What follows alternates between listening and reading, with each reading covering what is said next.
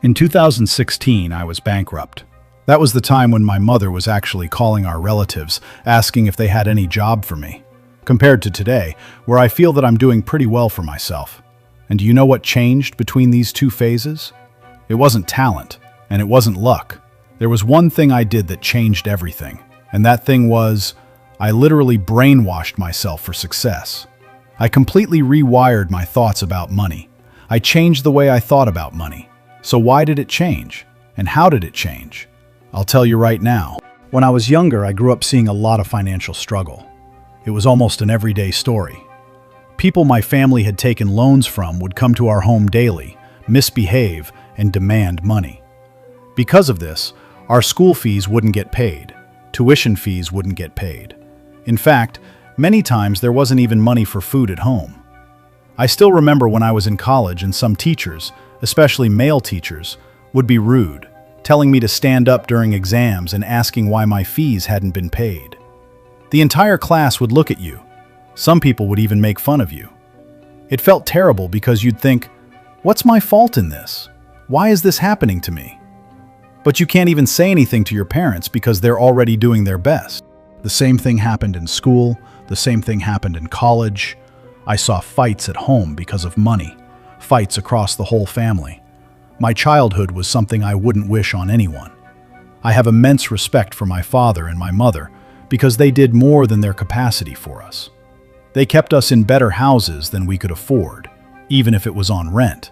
Until I was around 23, they sent us to better schools so we could get a good education, because in their opinion, education meant a good job, a good college, and good money.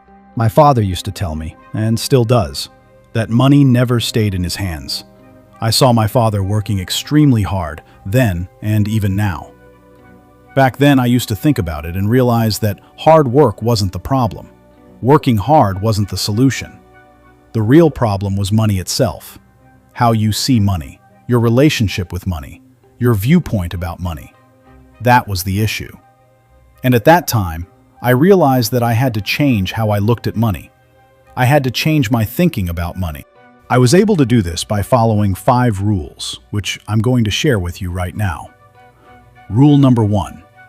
I created this rule when I was 20 years old. The first rule was that I needed to stop taking advice from broke people. Here in my town, 2 things are almost free: tea and advice.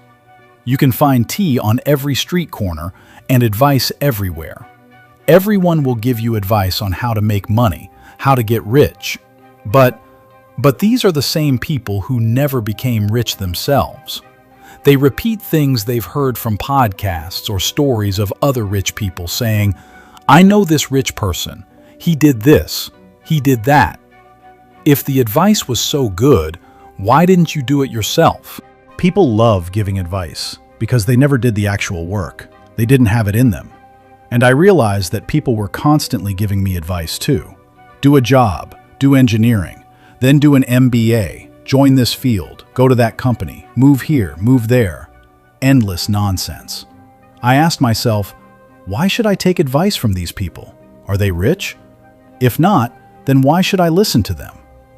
Around that time, I read a book called Rich Dad, Poor Dad, which talks about a similar concept. One father gives advice to get a job and be safe, while the other, who is rich, talks about business and investments. That's when I decided that if I take advice, I'll take it only from people who are actually successful. So rule number 1 was clear. I will not take advice from people who aren't rich or from people whose lives I don't want. Now comes the rule number 2. Understand your money superpower. I learned this through experience as I grew up and as I grew my business. There are 2 kinds of people. One kind knows how to grow money through stocks, mutual funds, crypto, company research, IPOs, market trends. These people know how money grows. The second kind is good at making money. I realized I couldn't do both. From the highly successful people I've met, they're either good at making money or good at growing money. I accepted that I'm not great at growing money. I made bad investments, lost money by following random advice. So I decided I would only invest in things I understand, like fixed deposits, gold, or through professionals like portfolio management services.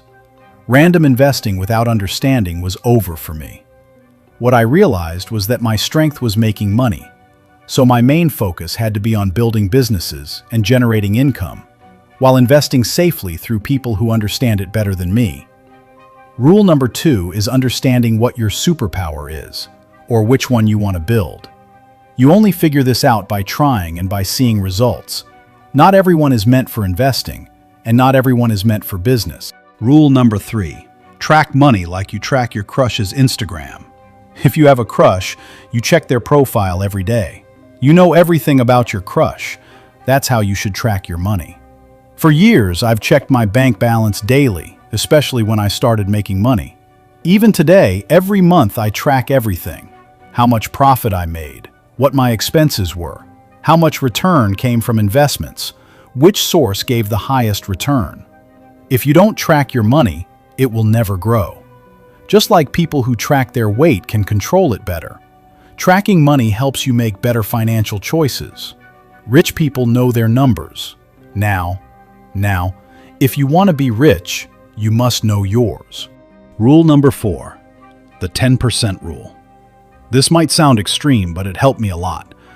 Your expenses should be only 10% of your income. The remaining 90% should be saved or invested. This doesn't mean destroying your lifestyle. It means increasing your income. Expenses can only be reduced to a limit, but income has no ceiling.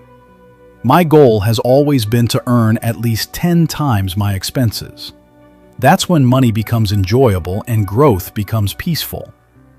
People will say things like, buy a villa, wear Gucci, buy a luxury car, blah, blah, blah. That's nonsense. You should know you're rich. You don't need to show it. Money is for freedom, peace of mind, and choices in life, not for showing off. Invest in assets, not liabilities. Only buy things you'd still want even if no one ever saw them. Rule number 5, value over money. This was my biggest mindset shift ever. Earlier, I kept looking for ways to make money, better businesses, better strategies, better markets. But when I understood value, everything just changed. The richest people in the world are rich because they've added massive value to people's lives. The more value you add, the more money you make. Whether it's business, education, or content creation, it's all about adding value. Directly or indirectly, that value comes back to you. More value equals more money. No value equals to no money. Now you have 2 choices. Either go back to your normal life and keep complaining about money, or reprogram your mind. Open your bank app, check your balance. Ask yourself if you're happy with it. If not, stop taking advice from broke people. Stop investing in nonsense. Stop buying things to impress others and start thinking about how you can add value to people's lives. So here's the truth no one tells you. Getting rich has nothing to do with strategies or bank balance. It has everything to do with the thoughts in your head about money. The question is, are you ready to change the way you think about money? Because if you are, you'll get rich. If not, you'll stay exactly where you are. If this made sense to you, share this video with the right people. Comment what you learned. And if you want to keep seeing such content, subscribe to the channel. If you want my recommended way to make money and get rich this year and next year, I've linked another video below. Go and watch it. Hopefully, I'll see you in the next video.